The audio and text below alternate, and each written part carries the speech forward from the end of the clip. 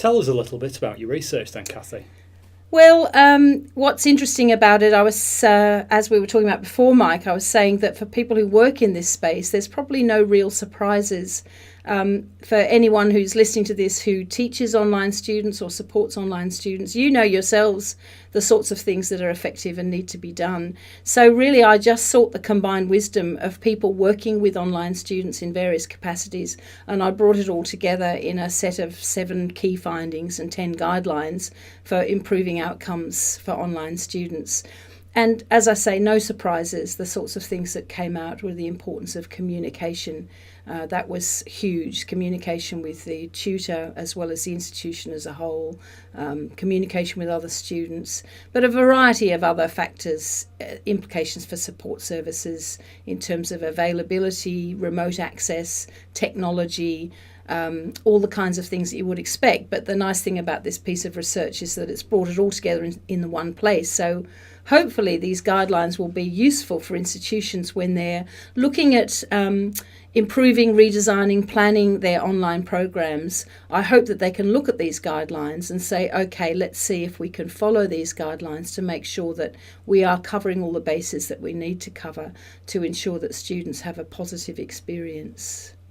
When starting to teach online, a very natural response for an academic, a lecturer, a learning supporter would be to think about me. What am I going to do?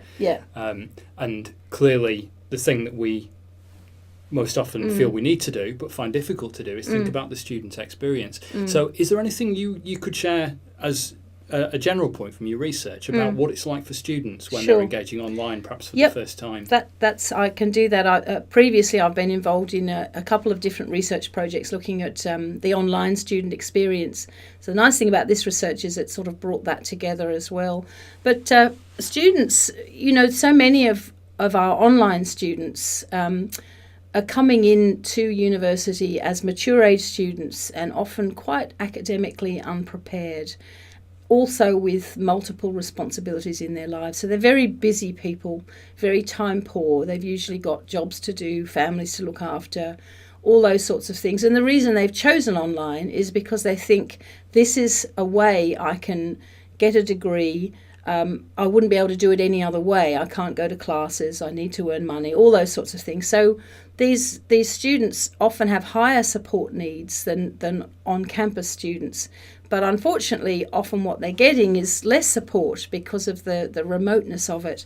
So there's a lot of isolation, and a lot of students say things like, I felt like I was teaching myself, I didn't know who to ask, all those sorts of things. So the research really points to the importance of ensuring that there is support embedded within the curriculum so that as well as having a lot of communication happening, whether it's on discussion forums or whether it's also by personal email and sometimes phone calls, all those things help.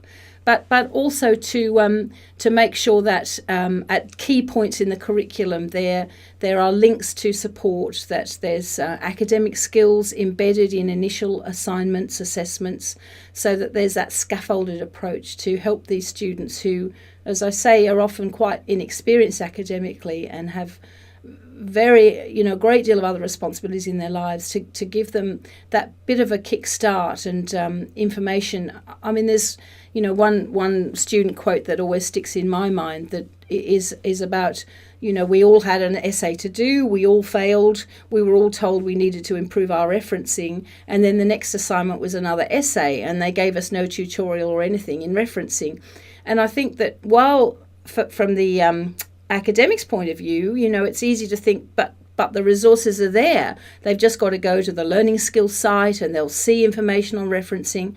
But I think when people are sort of at home alone in front of their computer, they don't necessarily reach out for that sort of help. They just feel a bit overwhelmed, and they often think, well, it's just because I'm stupid and I don't know these things and I can't do it. Whereas often all it takes is something on the discussion forum with a link to say, okay, guys, referencing is a problem, but we have set up a referencing tutorial for you. Click on this link here, so that it's actually part of their learning content. And those sorts of things, they're little things, but they make a big difference to those students. That's really interesting. And of course, you yourself have been an online tutor. Yeah, I have a little bit, yeah. You've worked in the online Yes, space with right. Open Universities That's Australia right. as well. Yeah. So for someone who's completely new to teaching Yes. online, what Yes. sorts of things would you be saying to that person? I think it's important to realise that teaching online is very different from teaching face-to-face. As one academic put it to me, it's a different animal, it's a different species, online teaching, because you can't rely on that sense of contact that you just automatically get face-to-face. So it is a matter of designing the unit so that there's sufficient interaction, there's lots of short, small tasks broken up. Students online are not going to sit comfortably through a whole 1 hour lecture.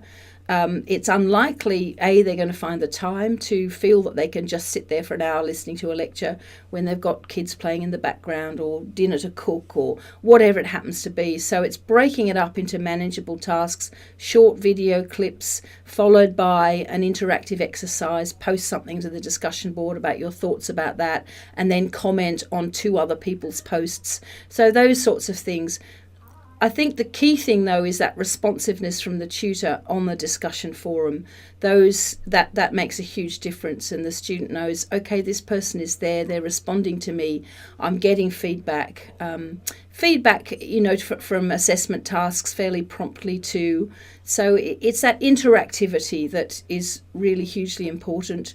And a lot of people who teach online say that the actual contact time with students when you're teaching online is much more demanding than face-to-face, because yes, you can deliver a lecture to a large crowd of students, you can have a tutorial then to a smaller group, and there isn't the need so much for the follow-up, whereas the fact that these students are all quite isolated, not just from you as a teacher, but from each other, means that the contact hours, in a sense, that you're doing virtually are greater. It's more time consuming than the face-to-face. Thank you for that. And within our context, we're the Murdoch Learning and Teaching Certificate. So for staff who are new to teaching and learning or reconnecting with teaching and learning in that space, I'm interested in how you see the attraction of teaching online, because what you said to me sounds like a lot of work. Yes, it is a lot of working with some quite difficult students. Are there things that you think are particularly rewarding or worthwhile in the online space? No, that's a good question, because if you talk to people who teach online and teach it well, they love it because it is very rewarding, and they often feel that they get a closer relationship with the students than if they're just teaching a class face-to-face. I think that people sort of find ways to work in those time demands with the rest of their life so that it doesn't become all consuming. So they set boundaries around it, saying that I'm only available at these times, and they don't necessarily always instantly reply to emails and posts and so on, but they will structure it so that they are communicating with those students on a regular basis. But they do find it very rewarding because they end up with that sort of quite personal feel about this online class, which is different. Again, it's a different animal, which is different from the face-to-face. And I think too that because the students are overwhelmingly, as I say, mature age, they bring a lot with them to the class. So the really effective teachers will draw that out and will have an exercise here and there around, from your experience and what have you done in your past experience, whether it's work or personal, that provides strength or benefit to what we're doing here. What can you contribute from your background? So I think that sort of a lot of teachers take very much that strengths rather than deficit approach, that these are students who, yes, may be academically inexperienced, but they bring a lot more with them than, say, the average 18-year-old who's just left school. So it's a matter of drawing that out too, and I think that's very rewarding as well. So I hope that answers your question. Absolutely. Yeah. Cathy, lovely speaking with you this morning. Thank you so much for the interview. Thank you.